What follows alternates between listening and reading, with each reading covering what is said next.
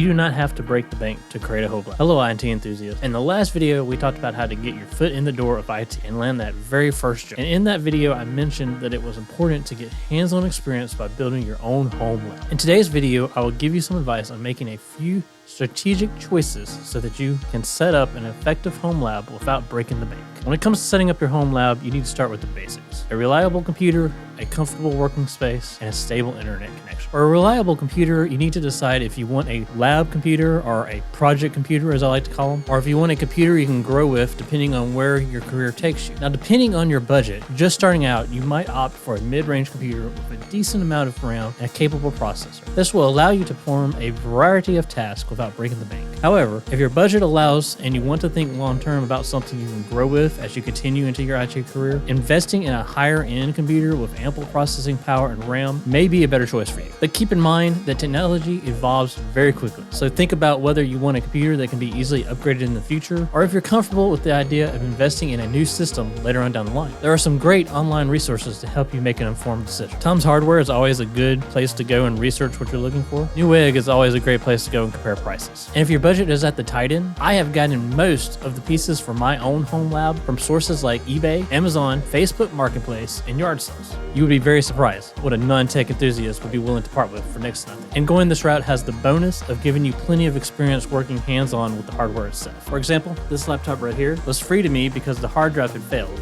and they wanted to purchase a new computer instead of replacing the hard drive. Now, I don't completely blame them for wanting to just replace the laptop because this particular laptop was not made to be opened up and expanded upon, and so it was a big pain to get to the hard drive, but I ended up putting in a faster SSD and adding a little bit more RAM to it while I had it open. I then loaded Ubuntu server as the operating system on it, and it is now running my very own GitLab install. Finding out why something doesn't boot up, or loading a different operating system than what it originally came with, and even adding a new SSD to a laptop from a yard sale, all this troubleshooting is great to bring up while in error. Once you have a computer to start experimenting with, a great way to maximize its usefulness is by using virtual machines or Docker containers so that you can have more than one environment, and if you mess something up in a virtual environment, you can just delete it and start over. You have free apps out there like Docker Desktop, Oracle VirtualBox, and VM Workstation Player that are all free to use, so you can have a Windows machine running an Ubuntu desktop on a virtual machine. See this link here for instructions on how to set this up. If you happen to have a Windows Pro or Education operating system, you have Windows Subsystem for Linux built into it, so it's just a matter of enabling the virtual machine environment, then downloading the version of Linux you want to work with. And when it comes to setting up a virtual machine, do not think you are limited to that individual machine itself. There are several cloud-based virtual machine platforms online that offer credits to first-time users so you can gain experience without it costing you a penny. Amazon has their AWS instances, and my personal favorite, Linode. See the referral link down below for a free $100 credit, or just a few examples. There are lots of free learning resources online if you know where to look. For example, if you want to get more experience of Linux administration, there's the Linux Upscale Challenge. This is a month-long free course that covers command line Linux administration tasks, and they start a new course every month on the 1st. But depending on your skill level, you can jump in at any time. The Linux Upscale Challenge is where I actually got my first hands-on experience with Linux command line, and now I use it every day. Leave a comment below if you have ever heard of the Linux Upscale Challenge. YouTube is also full of free courses. Professor Messner's channel, for example, is great for studying for the CompTIA certifications, and it's where I went when I was studying for my CompTIA certification. And don't think you have to have a lot of fancy equipment to start building your home lab. This orange Pi on Amazon